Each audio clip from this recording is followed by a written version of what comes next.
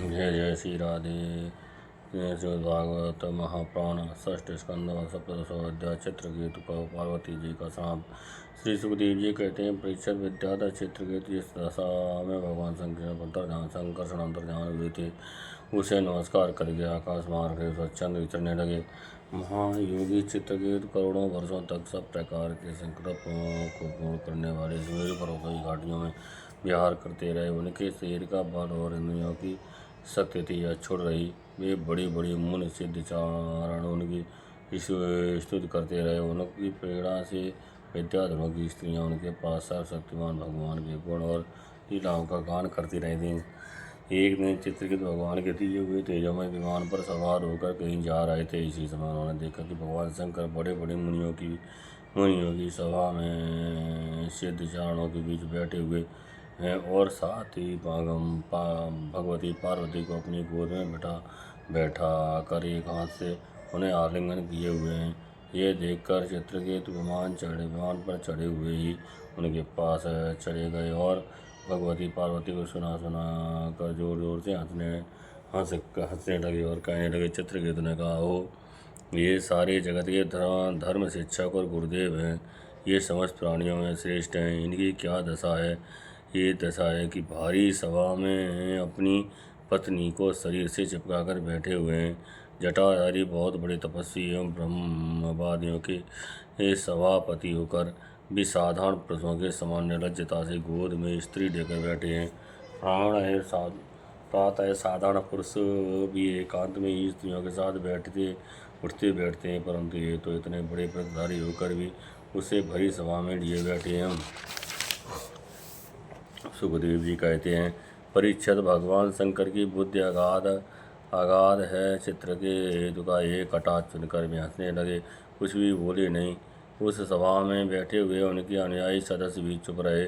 चित्रकेतु को भगवान शंकर का प्रभाव नहीं मालूम था, इसी समय उनके लिए ये बहुत कुछ बुरा भला बक रहे थे। उन्हें इस बात का घमंड हो गया था कि मैं जितेंद्रिय हूँ।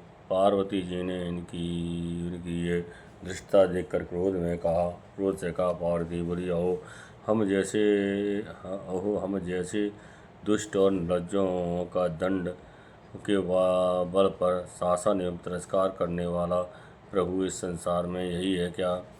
जान पड़ता है कि ब्रह्मा जी, भृगु, नारद आदि उनके पुत्र जनकादि, परमारिष, बल, कपिल देव और मनु आदि बड़े बड़े महापुरुष धर्म का रहस्य नहीं जानते, तभी तो वे धर्म मर्यादा को उल्लंघन करने वाले भगवान शिव को इस काम से नहीं रोकते। ब्रह्मा आदि समस्त महापुरुष जिनके चरण कमलों का ध्यान करते हैं, उन्हीं कमलों को मंगल बनाने वाले साक्षात जगत गुरु भगवान और उनके अनुयायी महात्माओं को इस आधम क्षत्रिय ने तिरस्कार किया है और शासन करने की चेष्टा की है। इसलिए ढीठ सर्वदा दंड का पात्र है। इसे अपने बड़प्पन का घमंड है। ये मूर्ख भगवान श्री हरि के उन चरण कमलों में रहने योग्य नहीं है, जिनकी उपासना बड़े बड़े सत्पुरुष किया करते हैं।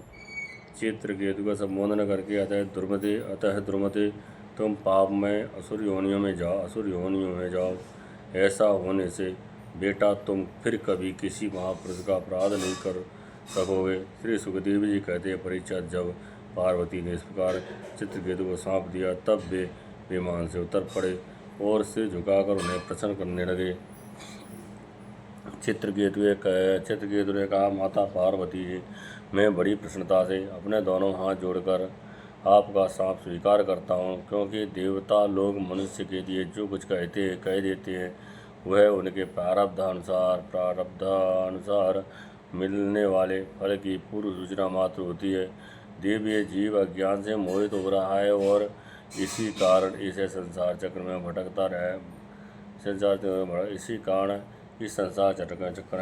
रहता है तथा सदा सर्वदा सर्वत्र सुख और दुख होता रहता है। माता जी, सुख और दुख को देने वाले ना तो अपना आत्मा है और ना कोई दूसरा। जो अज्ञानी है वे ही अपने को अथवा दूसरे को सुख दुख का कर्ता माना करते हैं। ये जगत सत्व रज आदि गुणों का स्वाभाविक प्रभाव है। इसमें क्या सांप है, क्या अनुग्रह है, क्या स्वर्ग है, क्या नरक है और क्या सुख क्या दुख। एकमात्र परिपूर्णतम भगवान ही बिना किसी की सहायता के अपनी आत्मस्वरूपिणी माया के द्वारा समस्त प्राणियों की तथा उनके बंधन मोच और सुख दुख की रुचि करते सुख की रचना करते हैं। माता जी भगवान श्री हरि सबसे सम और माया आदि बल से रहित हैं। उनका कोई प्रिय अप्रिय जात बंधु अपना पराया नहीं है। जब उनका मुख में जब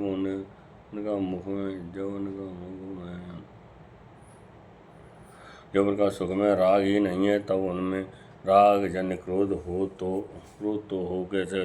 ही कैसे सकता है। तथा उनकी माया शक्ति कार्य पाप और पूर्ण ही प्राणियों के सुख दुख हित अपाहित बंद और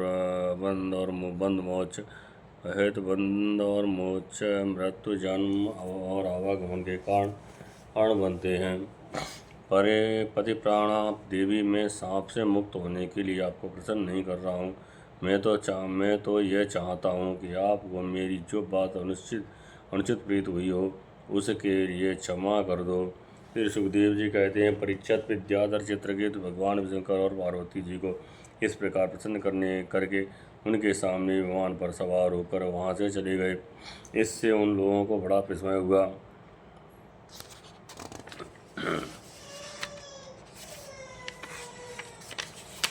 तब भगवान शंकर ने देवता ऋषि दैत्य सिद्ध और पार्षदों के सामने भगवती पार्वती से यह बात कही।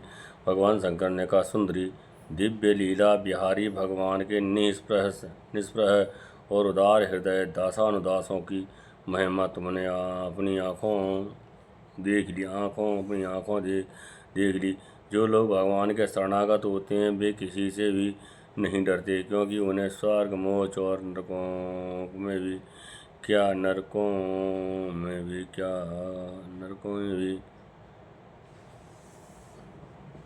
वे उन्हें स्वर्ग मोक्ष और नरकों में भी एक ही वस्तु के केवल भगवान के ही समान भाव से दर्शन होते हैं।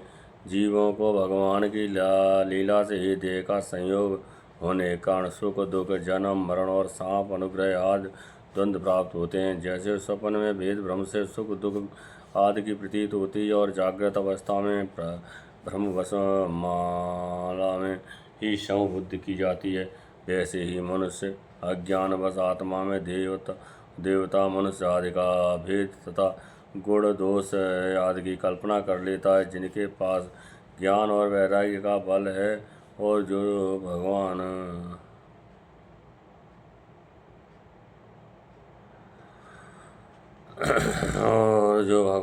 वासुदेव के चरणों में भक्तिभाव रखते हैं, उनके लिए इस जगत में ऐसी कोई वस्तु नहीं है जिससे वे हे या उपादेय समझकर राग द्वेष करें। मैं ब्रह्मा जी, सनकादिक, नारद, ब्रह्मा जी पुत्र भृगु आदि और बड़े बड़े देवता कोई भगवान की लीला का रहस्य नहीं जान पाते।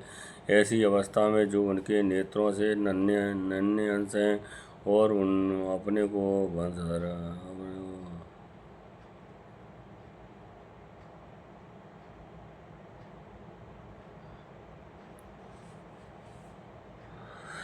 जो उनके नन्हे से अंश हैं और अपने को उसमें उनसे अलग ईश्वर मान बैठे हैं, वे उनके स्वरूप को जान ही कैसे सकते हैं। भगवान को ना कोई प्रिय है और ना प्रिय है, इसका ना कोई अपना उनका ना कोई अपना है और ना पराया है। वे सभी प्राणियों के आत्मा हैं, इसलिए सभी प्राणियों के प्रियतम हैं। प्रिय ये परम भाग्यवान चित्रकेतु उन्हीं का प्रिय अनुचर है, शांत एवं समदर्शी है और मैं भी भगवान श्री हरि का ही प्रिय हूँ। इसलिए तुम्हें भगवान के प्यारे भक्त शांत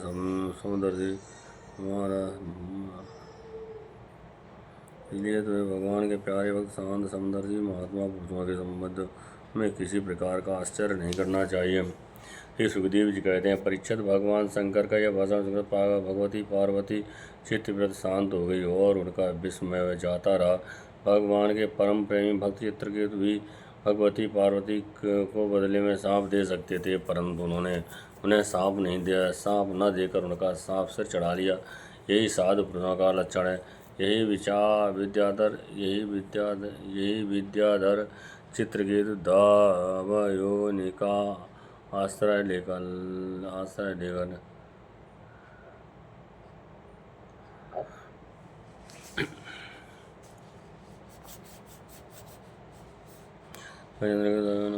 दानव योनि का आश्रय लेकर तत्वस्पष्टा के दक्षिणाग्नि से पैदा हुए। वहाँ इनका नाम वृत्तासुर हुआ और वहाँ भी ये भागवत स्वरूप के ज्ञान एवं भक्ति पर पूर्ण ही रहे। तुमने मुझसे पूछा था कि वृत्तासुर का दैत्यों में जन्म क्यों हुआ और उसे भगवान की ऐसी भक्ति कैसे प्राप्त हुई, उसका पूरा विवरण मैंने तुम्हें सुना दिया है। महात्मा चित्रकेतु का ये पवित्र इतिहास केवल उनका नाम ही नहीं समस्त विष्णु भक्तों का मातम है। इसे जो सुनता है वह समस्त बंधनों से मुक्त हो जाता है। जो प्रातः काल उठकर मौन रहकर श्रद्धा के भगवान का स्मरण करते हैं, इस इतिहास का पाठ करता है, उसे परम गति प्राप्त होती है। इस श्रीमद्भागवते महापुराणे पारमहंस्यां संहितायां षष्ठस्कन्धे चित्रकेतुशापो नाम 17 अध्यायः। जय जय श्री राधे।